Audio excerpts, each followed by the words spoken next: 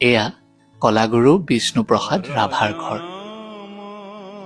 আজি ৰাভা দিৱসত মই আপোনালোকক লৈ যাম তেজপুৰৰ সেই ঘৰটোলৈ, য'ত আজিও নিঃশব্দে জীয়াই আছে এজন কিংবদন্তীৰ স্মৃতি। বিষ্ণুপ্ৰসাদ ৰাভা নামটোৱেই যথেষ্ট, নহয়নে? এজন শিল্পী, এজন সাহিত্যিক, এজন সংগীতজ্ঞ আৰু এজন বিপ্লৱী। তেওঁৰ গান আজিও বাজে, তেওঁৰ সৃষ্টি আজিও জীয়াই আছে।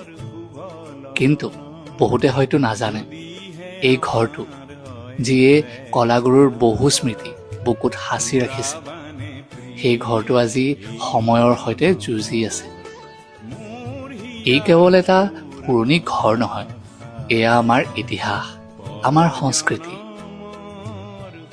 মোৰ এটা